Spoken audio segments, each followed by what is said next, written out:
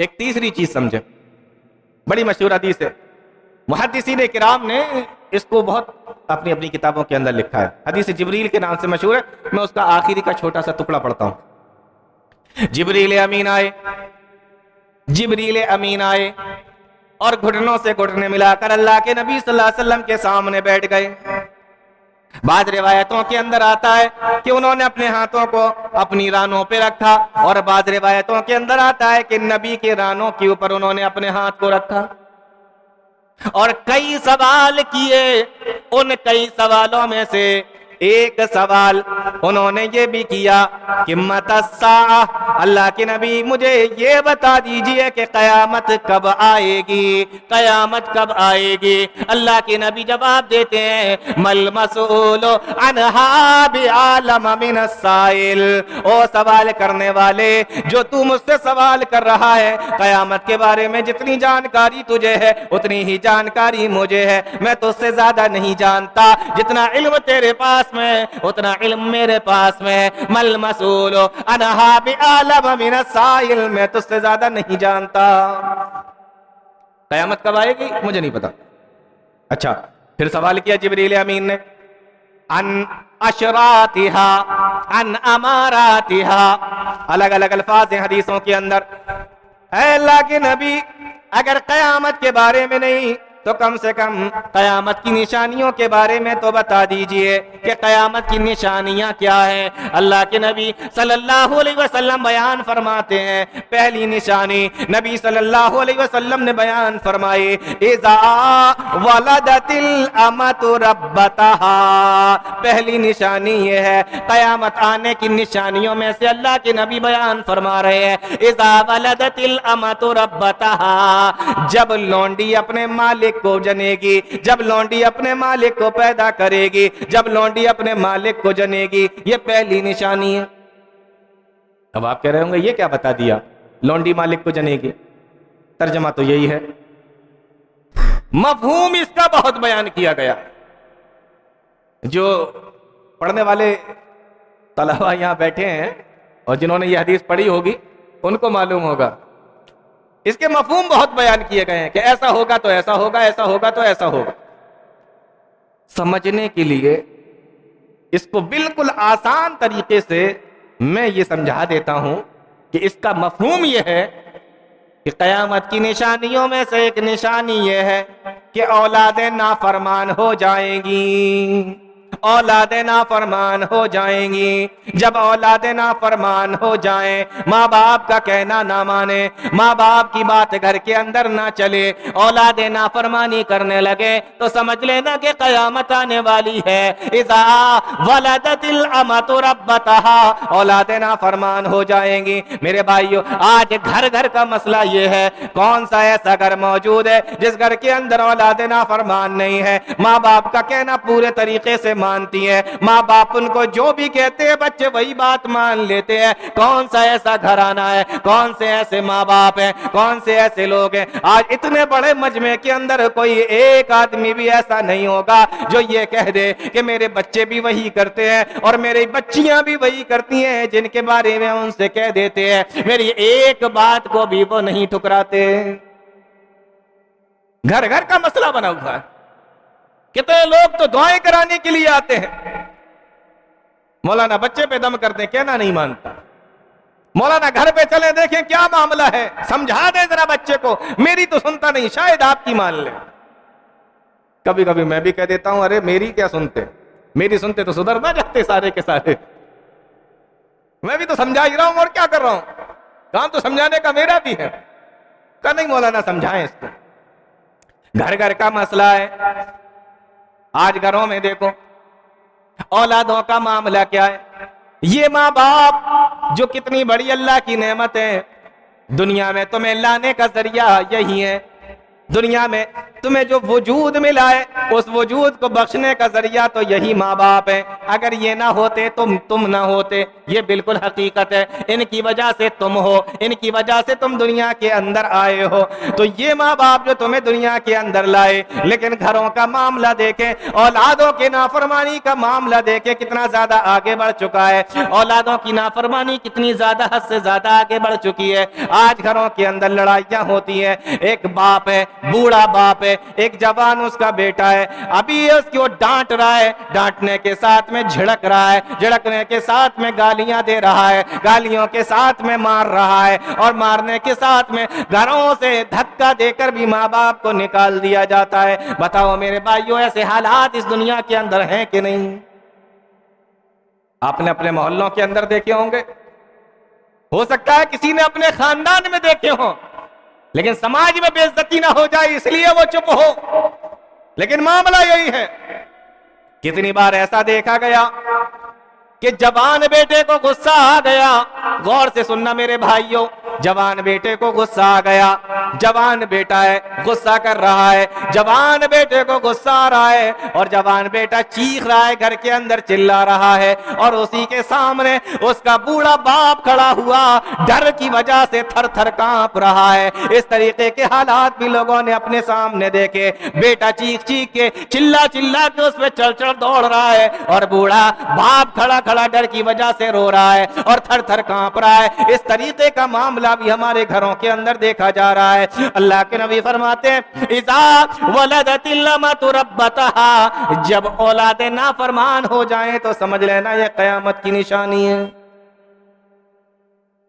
कुरान करीम ने कितने अच्छे अंदाज में बयान फरमाया था। मैं चाहता हूं उस आयत को जरा देख लिया जाए। ऐसा नहीं है कि मैं आपको सुना रहा हूं, इससे पहले आपने सुना नहीं, लेकिन उस आयत पर जरा गौर करें। अल्लाह ने क्या फरमाया, वक़ज़ा रब्बुका अल्ला ताबुदू इल्ला इय्याहु, तुम्हारे रब ने ये फैसला कर दिया, फैसला हो चुका। वक़ज़ा रब्बुका, तुम्हारे रब ने ये फैसला कर दिया, अल्लाह ताबुदू इल्ला इय्याहु, कि उसके अलावा किसी और की इबादत ना करना, उसके अलावा किसी और के सामने सर न झुकाना, उसके अलावा किसी और के सामने हाथ न फैलाना, उसके अलावा किसी और की इबादत ना करना। ये तुम्हारे रब ने फैसला कर दिया है। व बिल वालिदैनि ihसाना, और ये भी फैसला कर दिया है कि अपने माँ बाप के साथ में एहसान करना, अपने माँ बाप के साथ में हुस्न सलूक करना। हम देखते हैं ये क्या है, ये माँ बाप के हुकूक, ये क्या है, ये औलाद के हुकूक, ये मियाँ बीवी के हुकूक।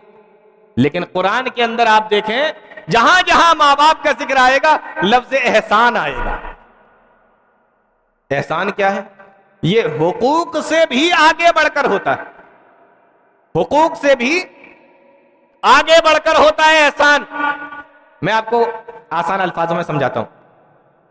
आपने एक मजदूर रखा, गौर से सुनिए, आप लोग सुनेंगे तो मैं सुनाऊंगा, थक जाएंगे तो आपसे पहले मैं माइक छोड़ दूंगा, ठीक है ना? हाँ, तो आपने एक मजदूर रखा, का दिन भर काम कर, 500 रुपए मैं तुझे दूंगा, 500 रुपए मैं तुझे दूंगा। उसने दिन भर काम किया, शाम का वक्त आया, उसकी मजदूरी, उसका हक तो ये था कि आप उसको 500 रुपए दे दें। लेकिन शाम को जब वो आया तो आपने 500 की बजाय उसको 600 रुपए दिए, 100 रुपए बढ़ा दिए। तो ये जो 100 रुपए आपने बढ़ाए हैं यही है एहसान। कुरान ने जहां जहां पर माँ बाप का जिक्र किया, लफ्ज एहसान का जिक्र फरमाया, यानी जो हुकूक उनके हैं उनसे ज्यादा देने की कोशिश करो, उनसे ज्यादा अदा करने की कोशिश करो। तो तुम्हारे रब ने ये फैसला कर दिया है, वबिल वालिदैनि ihसाना, अपने माँ बाप के साथ में हुस्ने सुलूक करो। इम्मा यबलुगन्ना इंदकल किबरा, उन दोनों में से जब तुम्हारे पास में कोई बुढ़ापे को पहुंच जाए, इंदकल किबरा, जब माँ बाप बूढ़े हो जाएं, तो पहले लफ्ज इंदका को समझें, फिर किबरा पर बात करेंगे।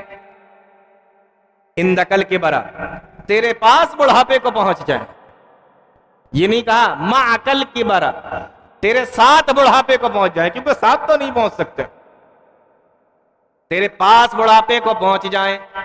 ये पास का लफ्ज बहुत गौर से सुनिए, ये पास का लफ्ज बता रहा है कि अगर तुम्हारे और तुम्हारे माँ बाप का घर अलग अलग भी हो जाए फिर भी तुम्हें उनका ऐसे ही ख्याल रखना है जैसे वो तुम्हारे पास में हो। अगर तुम्हारा शहर और तुम्हारे माँ बाप का शहर भी अलग हो जाए फिर भी तुम्हें ऐसे ही ख्याल रखना जैसे वो तुम्हारे पास में हो। अगर तुम शहर गई मुल्क छोड़कर भी दूसरे मुल्क में काम करने के लिए चले जाओ, पैसा कमाने के लिए चले जाओ, फिर भी उनका ऐसे ही ख्याल रखना जैसे कि वो तुम्हारे पास में हो। इंदा कल के बारा, जब तुम्हारे माँ बाप तुम्हारे पास में हो, ये लफ्ज इंदा का तुम्हें बता रहा है, ऐसे ही ख्याल रखना है।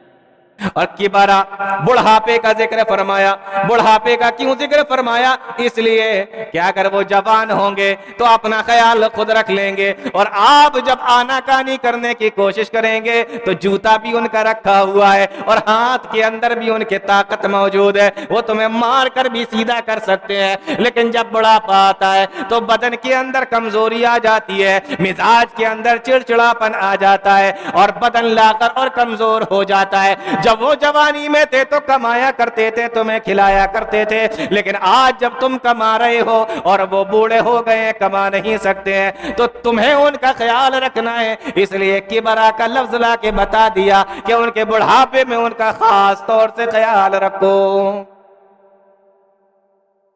फिर आके फरमाया अहदुहुमा, तुम में से कोई एक, औ किलाहुमा, या दोनों, यानी एक जिंदा हो या दोनों जिंदा हो, कुर्बान जाइए। कुरान करीम के ऊपर पहले एक का जिक्र फरमाया, बाद में दो का जिक्र फरमाया, इसलिए कि जब एक होता है तो उसको तवज्जो की ज्यादा जरूरत होती है। जब दो होते हैं, कभी बेटे ने सताया, कभी बेटियों ने सताया, दोनों ने आपस में अपने गम को बांट लिया, दोनों ने आपस में बातचीत कर ली, गम हल्का हो गया, दोनों मिलकर रो लिए, गम हल्का हो गया। लेकिन जब एक होगा तो कहां जाएगा, किसको सुनाएगा, किसको बताएगा, अपने गम के बारे में किसको जाके बताएगा?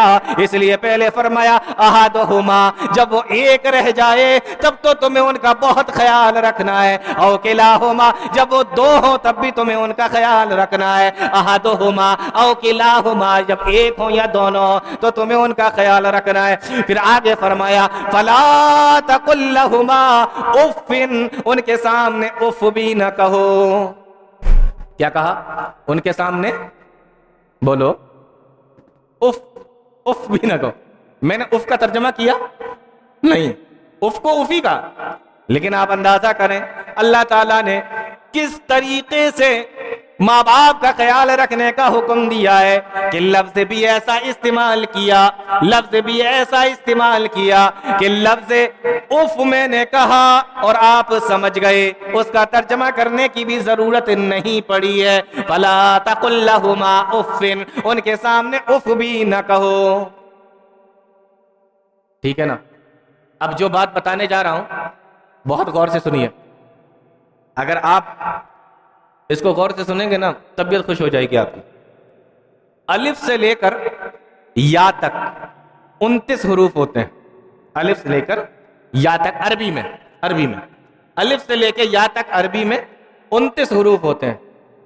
और जो लुगत के इमाम है ना, जो इस पर बात करते हैं, लुगत पर, ग्रामर पर, हुरूफ पर, तजवीद पर जो इस पर बात करते हैं, उन्होंने कहा है, बहुत गौर से सुनिए, उन्होंने कहा कि इन 29 हुरूफ के अंदर, अलिफ से लेके या तक 29 हुरूफ के अंदर सबसे आसान अल्फाज जो है वो फा है। फा कुछ आ रहा है समझ में कि नहीं आ रहा है? इसमें जो सबसे आसान लफ्ज है वो फा है। फला तकुल लहुमा उफ्फिन, जो सबसे आसान लफ्ज है। लेकिन तो लफ्ज उफ ये सबसे आसान कलमा, फिर उसमें भी फा वो सबसे आसान हर्फ, तो फला तकुल लहुमा उफ्फिन, सबसे आसान वाला जो हर्फ फा है, जो उफ है, वो भी उनके सामने न कहो। यह है माँ बाप का मामला। आगे फरमाया वला तनहरहुमा, उन्हें डांटो भी नहीं, उन्हें झिड़को भी नहीं। तो ये दो लफ्ज हो गए। ला तकुल लहुमा उफ़्फ़िन, उन्हें उफ भी ना कहो, उन्हें डांटो भी नहीं। जब उफ भी नहीं कह सकते तो डांटना तो बहुत दूर की बात है, लेकिन फिर ये डांटने का लफ्ज इस्तेमाल क्यों किया गया? फला तकुल लहुमा उफ़्फ़िन वला तनहरहुमा, जब उफ कहने से मना कर दिया गया तो डांटना तो बहुत दूर की बात है, तो फिर यहाँ पे डांटने का लफ्ज क्यों इस्तेमाल किया गया? मुफस्सिरीन ने लिखा है कि ला तकुल लहुमा उफ़्फ़िन कहकर बता दिया गया कि ये डांट की इब्तिदा है, यहाँ से इंसान कहना शुरू करता है। वला तकुल लहुमा उफ़्फ़िन, ये डांट की इब्तिदा है। वला तनहरहुमा, और उनको डांटो भी मत, झिड़को भी मत, ये डांट की इंतहा है। यानी ना इनको डांट की इब्तिदा इनसे की जा सकती है, ना डांट की इंतहा इनसे की जा सकती है। तो नबी ने फरमाया इज़ा वलदतिल अमतु रब्बतहा, क़यामत की एक निशानी यह है कि औलादे नाफरमान हो जाएंगे। और ये जो दुआ है ना, रब्बिरहमहुमा कमा रब्बयानी सगीरा, आसान सी दुआ है, इसको पढ़ते रहना चाहिए। माँ बाप जिंदा हो तो, खत्म हो गए हो तो, एक जिंदा हो एक चले गए हो तो इस दुआ को पढ़ना है, रब्बिरहमहुमा कमा रब्बयानी सगीरा। सही मुस्लिम की वो रिवायत है ना कि इंसान जब मर जाता है तो 3 चीजों का सवाब उसको पहुंचता रहता है। उसमें आखिर का जो है वलदिन सालिहिन यदउ लहू, नेक औलाद जो अपने माँ बाप के लिए दुआ करती। तो अगर आपको ये चेक करना है कि आप नेक औलाद हैं कि नहीं, तो फिर आप ये चेक करिए कि आप अपने माँ बाप के लिए दुआ करते हैं कि नहीं। क्योंकि नबी ने फरमाया वलदिन सालिहिन, नेक औलाद होगी तो यदउ लहू, अपने माँ बाप के लिए दुआ करेगी। तो आपको ये चेक करना है कि आप नेक औलाद हैं कि नहीं, तो फिर ये चेक करें कि आप दुआ करते हैं कि नहीं। उसके लिए सबसे अच्छी दुआ रब्बिरहमहुमा कमा रब्बयानी सगीरा। ये दुआ कितनी प्यारी है, देखो इस दुआ को देखो, रब्बिरहमहुमा, ऐ अल्लाह इन दोनों पर रहम फरमा, ऐ अल्लाह इन दोनों पर रहम फरमा, कमा रब्बयानी सगीरा, जिस तरीके से इन्होंने बचपने में मेरे ऊपर रहम किया था, जिस तरीके से इन्होंने बचपने में मेरे ऊपर रहम किया था, ऐसे ही इनके ऊपर रहम फरमा। मुफस्सिरीन ने बड़ी प्यारी बात लिखी है, अगर सिर्फ इतना कह दिया जाए कि ऐ अल्लाह इन दोनों के ऊपर तू रहम फरमा, बात पूरी हो गई, दुआ आपने कर दी। लेकिन ये जुमला जो अल्लाह ताला ने बढ़ाया, कमा रब्बयानी सगीरा, इस तरीके से रहम फरमा जिस तरीके से इन्होंने बचपने में मेरे ऊपर रहम किया था, तो ये बचपने का जिक्र करने की जरूरत दुआ के अंदर क्यों पड़ी? दुआ के अंदर बचपने का जिक्र क्यों किया गया? जबकि इतना कह दिया जाता कि रब्बिरहमहुमा, ऐ अल्लाह इन दोनों पर रहम फरमा, दुआ पूरी हो गई थी। कुछ समझ में आ रही है बात कि नहीं आ रही है? नींद तो नहीं आ रही? हाँ, थोड़ी देर सुने, हमें भी बहुत देर से आप लोग बैठे हुए। तो रब्बिरहमहुमा इतना कह दिया, अल्लाह इन पे रहम फरमा, दुआ पूरी हो गई। लेकिन ये कमा रब्बयानी सगीरा बढ़ाया गया, क्यों बढ़ाया गया? अब गौर से सुने, बचपने का जिक्र क्यों किया गया? कि जैसे इन्होंने बचपने में मेरे ऊपर रहम किया था। आप देखें, ईद का दिन है, ईद का टाइम है, गौर से सुने, ईद का टाइम है, माँ बाप उनके पास में सिर्फ इतना पैसा है, ईद का टाइम है और माँ बाप के पास में सिर्फ इतना पैसा है कि या तो वो अपने बच्चों के कपड़े ला सकते हैं या अपने कपड़े ला सकते हैं। बहुत गौर से सुनिएगा, या तो अपने कपड़े ला सकते हैं या अपने बच्चों के कपड़े ला सकते हैं। मेरे भाइयों बताओ, माँ बाप किसके कपड़े लेकर आएंगे? किसके कपड़े लेकर आएंगे? बच्चों के कपड़े लेकर आएंगे। कमा रब्बयानी सगीरा, इस तरीके से इन्होंने बचपने में मेरे ऊपर रहम किया था, इस तरीके से तू भी इनके ऊपर रहम फरमा। मेरे भाइयों, घर के अंदर माँ बाप हैं, बच्चे हैं, और माँ बाप के पास माँ बाप भी बीमार हैं, बच्चे भी बीमार हैं, और पैसा सिर्फ इतना है कि दोनों में से किसी एक की दवा आ सकती है, या तो माँ बाप की आएगी या बच्चों की आएगी। बताओ मेरे भाइयों, दवा किसकी आएगी? घर के अंदर दवा किसकी लाई जाएगी? घर के अंदर दवा किसकी आएगी? माँ बाप की दवा आएगी या बच्चों की दवा आएगी? मेरे भाइयों आप बताइए। बच्चों की आएगी ना, या माँ बाप अपने ले आएंगे? बच्चों को मनने दो, नहीं ना। कमा रब्बयानी सगीरा, ए अल्लाह इन पर ऐसे ही रहम फरमा जिस तरीके से इन्होंने बचपने में मेरे ऊपर रहम किया था। आओ इसको एक और मिसाल से समझ लो। माँ बाप है, बाप है, बाप को बुखार आ, गौर से सुनना, बाप को बुखार आ रहा है, सर्दी से तप रहा है, बदन जल रहा है, बुखार आ रहा है, बाप की तबीयत खराब है, लेकिन बच्चे घर के अंदर भूखे हैं, बच्चे भूख की वजह से परेशान है, घर में खाने को नहीं है, अनाज नहीं है, बाप को बुखार है और बच्चे भूख से मर रहे हैं। बताओ मेरे भाइयों, ये बाप आराम करेगा या उस बुढ़ापे में और उस बुखार की वजह से, जिसमें सर्दी की वजह से कांप रहा है, ये काम करने के लिए जाएगा? बताओ आपका दिल क्या कहता है? ये सोएगा, आराम करेगा या काम करने के लिए जाएगा? बच्चे भूखे हैं और बाप को बुखार आ रहा है, सर्दी देकर बुखार है, बताओ ये क्या करने के लिए जाएगा? बुढ़ापे में, बुखार में भी ये काम करने के लिए जाएगा। क्यों? इसलिए कि माँ बाप अपने बच्चों की भूख को बर्दाश्त नहीं कर सकते। फरमाया रब्बिरहमहुमा कमा रब्बयानी सगीरा, अल्लाह इन पर ऐसे ही रहम फरमा जिस तरीके से इन्होंने बचपने में मेरे ऊपर रहम किया था।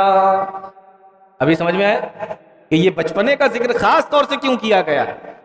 ये इसीलिए किया गया है कि आप देखें कि इन्होंने आपके लिए क्या क्या किया है, कैसे पाला, कैसे बड़ा किया। हो सकता है, देखो एक और मिसाल से समझाऊं, हो सकता है, ऐसा हो सकता है किसी का बाप बीमार है, बहुत गौर से सुने, किसी का बाप बीमार है, अस्पताल के अंदर भर्ती है, आप उसकी देखभाल कर रहे हैं जैसे उन्होंने बचपने में आपकी देखभाल की थी। अब वो पैखाने पेशाब के लिए भी नहीं जा सकते, आपको लेके जाना पड़ता है। जिस तरीके से बचपने में उन्होंने आपके लिए किया, आप अपने वालिद के लिए कर रहे हैं, आप अपने बाप के लिए कर रहे हैं, उनकी दवा भी करा रहे हैं, उनको खिला भी अपने हाथ से रहे हैं, उनके पैखाने पेशाब को भी अपने हाथ से साफ कर रहे हैं। अब आपको क्या लग रहा है? आपने वो बचपन का हक अदा कर दिया, जैसे उन्होंने बचपन में तुम्हारे लिए किया था, अब तुमने उनके लिए किया है, तो क्या ये बराबर हो गया? बोलो, आपको क्या लगता है, हो गया बराबर? नहीं। क्यों? मैं बताता हूं। आप अस्पताल में पहुंचे, वालिद को देखा, अब्बा पेशाब करने तो नहीं जाना? नहीं। टॉयलेट, लैट्रीन के लिए तो नहीं जाना है? नहीं। शाम को पहुंचे, अब्बा लैट्रीन तो नहीं लग रही है? नहीं। दूसरे दिन पहुंचे, अब्बा लैट्रीन तो नहीं जाना है? नहीं।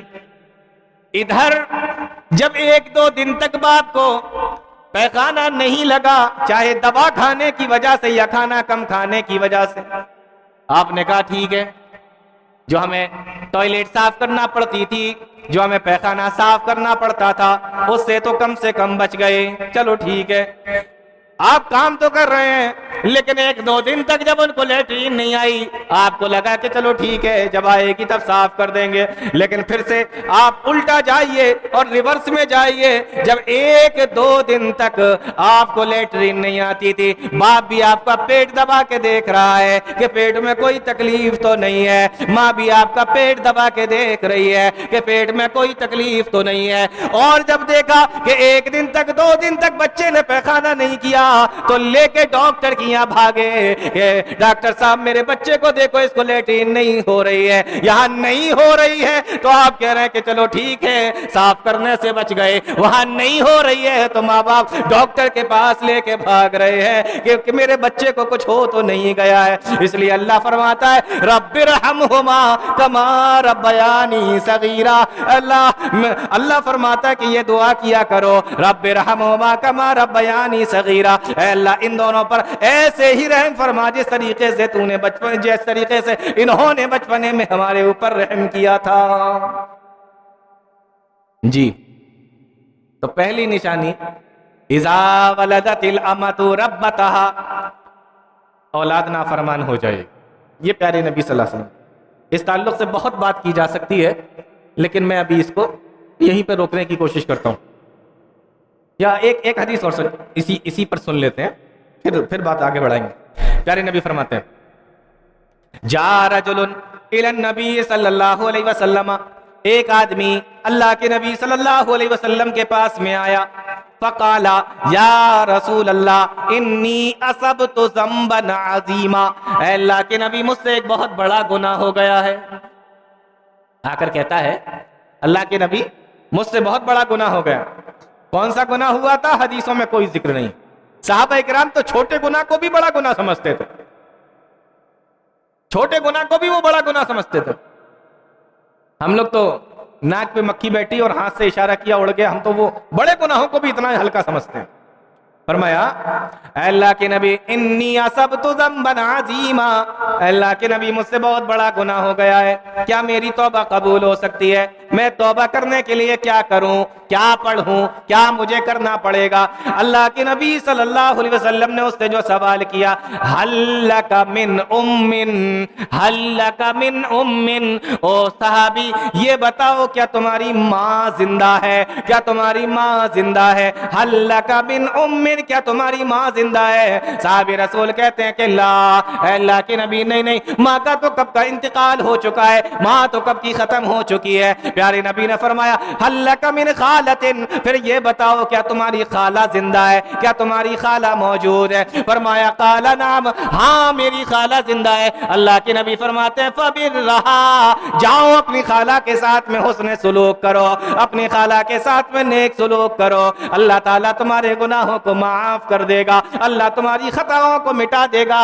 अपने खाला के साथ में नेक सुलूक करो। अंदाजा करो जब खाला के साथ में नेक सुलूक करने से गुनाहों का खात्मा हो जा रहा है, अल्लाह के नबी सल्लल्लाहु अलैहि वसल्लम बयान फरमा रहे हैं तुम माँ के साथ में नेक सुलूक करने से क्या होगा? खाला का ये हाल है कि खाला के साथ में नेक सुलूक करो, माँ की बहन है वो, खाला के साथ ये मामला, तो माँ के साथ नेक सुलूक करने का अल्लाह अकबर, आप अंदाजा भी नहीं कर सकते कि अल्लाह ताला आप पर किस किस तरीके की रहमतें, बरकतें और किस किस तरीके की नेमतें आपके ऊपर नाजिल कर सकता है। क्यों? सिर्फ माँ बाप की खिदमत करने की वजह। इसके ताल्लुक से बहुत सारी हदीसें हैं, बहुत सारे वाकयात हैं जो अभी आ भी रहे हैं जहन में, लेकिन मैं सब बता नहीं सकता क्योंकि मेरा टॉपिक वालिदैन के हुकूक नहीं है ना, असल में बताना मुझे क़यामत की निशानियां हैं। तो पहली निशानी अल्लाह के नबी सल्लल्लाहु अलैहि वसल्लम ने बयान फरमाई, इज़ा वलदतिल अमतु रब्बतहा, जब औलाद नाफरमान हो जाएगी। ये निशानी अल्लाह के नबी ने इस हदीस के अंदर बताई।